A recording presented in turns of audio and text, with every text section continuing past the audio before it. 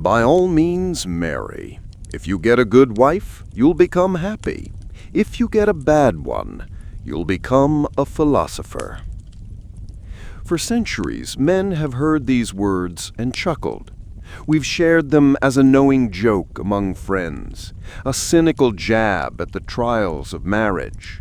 We treat it as the witty remark of an ancient man, perhaps worn down by his own famously difficult wife. We see the punchline, but we miss the code. We hear the joke, but we fail to see the map. What if I told you this wasn't a joke at all? What if this simple sentence is one of the most profound and vital warnings ever given to men? A warning not about women, but about ourselves. A warning about a hidden war that is waged not on a battlefield of dirt and steel, but in the silent atmospheric spaces of our own homes, in the subtle shifts of mood and energy that most men are never trained to see. Socrates wasn't just a philosopher. He was a truth hunter. He observed the world with a cold, brutal honesty that most of us are taught to shy away from. He didn't speak from bitterness or anger. He spoke from a place of radical observation. And what he saw was a fundamental dynamic between men and women that could either lead a man to a life of simple, blissful ignorance, or force him down a painful, solitary path of self-discovery that would forge him into something more. It would make him a philosopher. To truly understand the depth of his warning, we must first abandon the idea that he was talking about good women and bad women. This isn't about morality. It's about emotional stability. The good wife, in the Socratic sense, represents a life of emotional peace. She is a woman whose inner world is calm, consistent, and harmonious. A life with her is smooth. There are no sudden storms, no unpredictable emotional tides. In this environment, a man can thrive. He can build, he can provide, he can love, and he can find deep happiness in the simplicity of a stable life. His world is not challenged. His fundamental beliefs are not shaken. He is happy because the external world provides him with the peace he craves. He has no reason to look inward for answers because the questions are never asked. He is blessed, but in a way he remains untested, his full potential for inner strength untapped.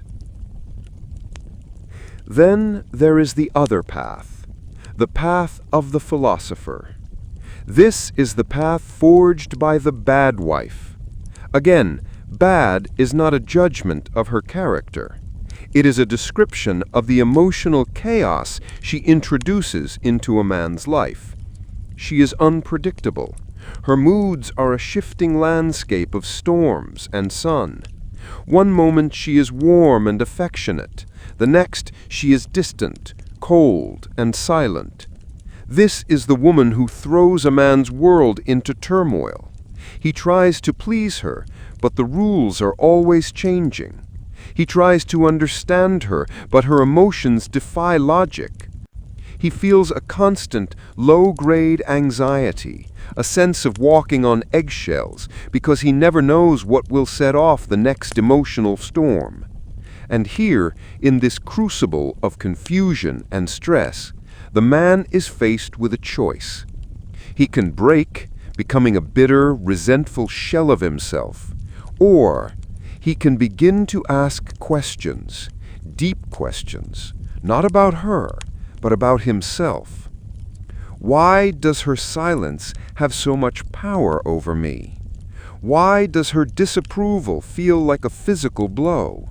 Why do I feel this compulsive need to fix her mood, to restore her happiness, even at the cost of my own? This is the birth of the philosopher. He is forced to turn his gaze inward because the external world offers no stable ground. He begins to study not just his wife, but the very nature of emotional influence. He starts to see the invisible threads of power that exist in every interaction. He learns that the most potent form of control isn't a loud demand or a physical threat. It's silence. It's the withdrawal of affection. It's the subtle shift in energy that can make a room feel 10 degrees colder. This is a form of warfare that most men are utterly unprepared for. It bypasses all our logic, all our physical strength, and strikes directly at our deepest emotional core, our desire to be wanted, to be respected, and to be the source of our partner's happiness. A woman doesn't need to raise her voice to control a man who is untrained in this war. She simply needs to stop smiling.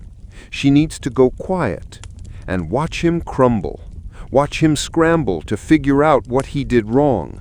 Watch him apologize for crimes he never committed just to bring back the warmth. He becomes a detective in his own home, constantly searching for clues to her emotional state, his own peace entirely dependent on her approval. He is no longer the captain of his own ship. He is a sailor desperately trying to read the weather, living in constant fear of the next storm. This is the man Socrates saw becoming a philosopher, because to survive, to find any semblance of inner peace, he must understand the nature of the storm. He must understand himself. So why do men fall into this trap so easily?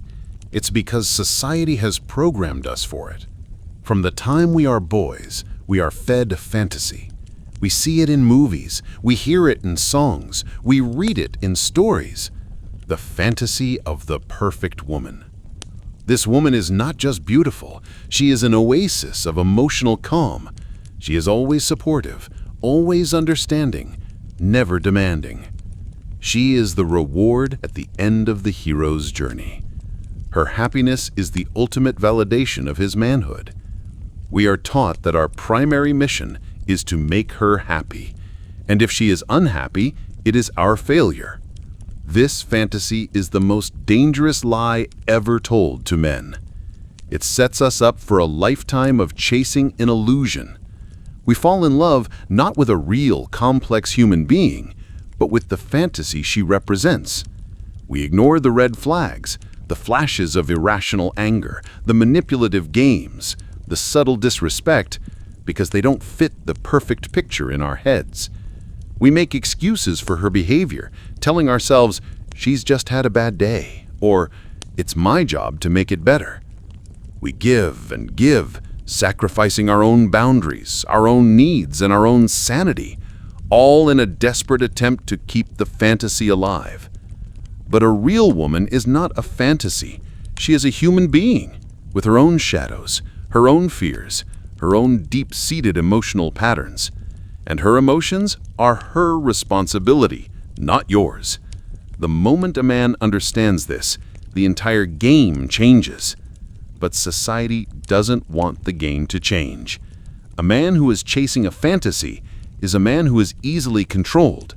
He will buy the flowers, he will say the right things, he will bend and shrink and apologize, all to please the image in his head. A man who sees the truth, however, is dangerous. Not dangerous to women, but dangerous to the systems of control that rely on his blindness. He is a man who cannot be easily manipulated. He can love a woman for who she truly is, light, shadow, and all, without making her the center of his emotional universe. He can stand firm in his own center, a rock in the middle of her emotional storms, not by fighting them, but by simply not being moved by them. This is the ultimate emotional strength that Socrates discovered. It is the ability to remain calm when she pulls away, to remain grounded when her mood shifts, to not crumble when her approval is withheld. This is the power that most men never learn they have. They think strength is in their muscles, their wallets, or their status.